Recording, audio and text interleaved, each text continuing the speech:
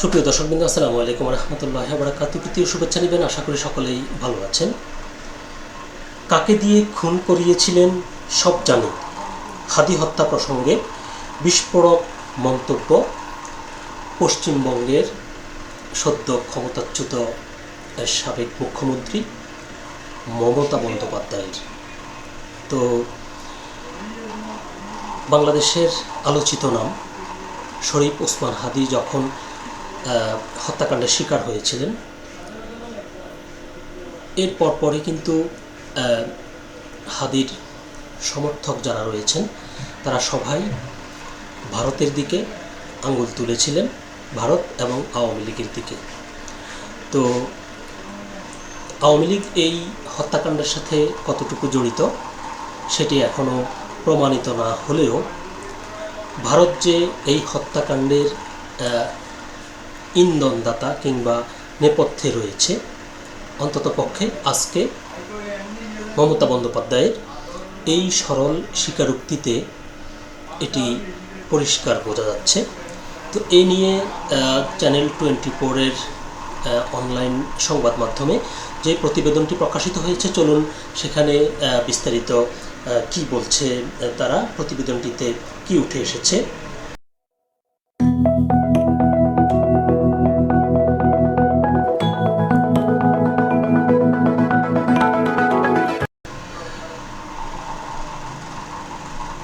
খবরটি বিস্তারিত বলছে যে বিধানসভা নির্বাচনে পরাজয়ের প্রায় এক মাস পর প্রথম রাজনৈতিক কর্মসূচিতে বিস্ফোরক মন্তব্য মমতার।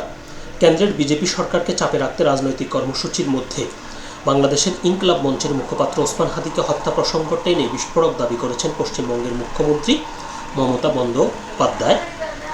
মঙ্গলবার 2 জুন ভোট পরবর্তী অশান্তি পুনর্বাসন ছাড়া হকার উচ্ছেদ, নিট পরীক্ষার জালিয়াতি ও বিজেপি সরকারের প্রতিহিংসামূলক আচরণের প্রতিবাদে কলকাতার প্রাণকেন্দ্র ধর্মতলায় ওয়াই চ্যানেলে ধর্ণা কর্মসূচি ছিল মমতার।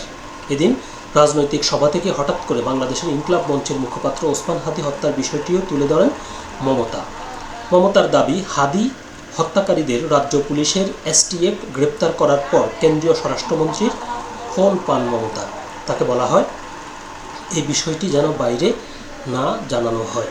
মমতা বলেন, বাংলাদেশ থেকে একটি বড় খুনিকে রাজ্য পুলিশের এসটিএফ গ্রেপ্তার করেছিল, জানিয়ে বাংলাদেশে অনেক আন্দোলন হয়। অন্য দেশের কথা আমি বলছি না, আমার অধিকারও নেই বলার, কিন্তু আমি যেটা বলতে চাই তা হলো ওই হত্যাকারীরা মেঘালয় সীমান্ত দিয়ে পশ্চিমবঙ্গে চলে আসে। বাংলায় আসার পর আমাদের এসটিএফ তাদের ধরে, এটা তাদের কৃতিত্ব। কিন্তু তারপর কেন্দ্রীয় স্বরাষ্ট্রমন্ত্রী অমিত শাহ নিজে আমাকে ফোন করে জানিয়েছিলেন, আপনি রাজ্য পুলিশকে জানিয়ে দিন, এটা যেন বাইরে না যায়, কারণ এটা দেশের ব্যাপার। আজকের কর্মসূচিতে অমিত শাহকে প্রশ্ন ছুড়ে মমতা বলেন, কাকে দিয়ে খুন করিয়েছিলেন, কার কার নাম বেরিয়েছিল। আজকের সরকার পরিবর্তন হলেও আমি সবটাই জানি, আমার হৃদয়টাই একটা কথার ভাণ্ডার, তথ্য ভাণ্ডার। তিনি আরও বলেন, কিন্তু এতদিন আমি বলিনি, কিন্তু আজকে অত্যাচারের শেষ সীমায় গেছে বলে আমাকে মুখ খুলতে হয়েছে। আমি সেই নামটা বলতে চাইছি না, বললে বাংলাদেশ উত্তাল হয়ে যাবে। আমি বাংলাদেশকে ভালোবাসি, দেশের স্বার্থে ওই নাম আমি বলবো না। তো প্রতিবেদনটি এ পর্যন্তই ছিল। এই যে মমতা বলছেন তিনি জানেন কিন্তু তিনি বলবেন না, তো এর মধ্যে কিন্তু অনেক রহস্য লুকিয়ে আছে। তো এখন যেহেতু ওসমান হাদির খুনিরা বর্তমানে ভারতে রয়েছে এবং এই মমতার আজকের যেই সরল স্বীকারোক্তি, এর মধ্য দিয়ে কিন্তু বাংলাদেশে এখন বিএনপি সরকার চাপে পড়বে। কেননা এতদিন এর নেপথ্যে কারা রয়েছে সেটি কিছুটা ধারণা পাওয়া গেলেও আজকে মমতার এই কথার মধ্য দিয়ে আরও পরিষ্কার যে এখানে ভারতের সংশ্লিষ্টতা রয়েছে।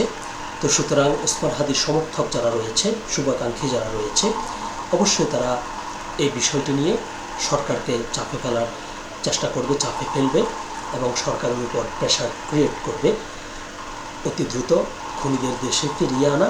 এবং নেপথ্যে আর কারা রয়েছে, মমতা বন্দ্যোপাধ্যায় ঠিক কী জানেন এবং কাদের নাম তিনি বলতে চাচ্ছেন না, সেই বিষয়গুলো নিয়েও সরকারকে চাপে ফেলবে বলে আমি মনে করছি। সকল ভালো থাকবেন, সুস্থ থাকবেন। আল্লাহ হাফিজ।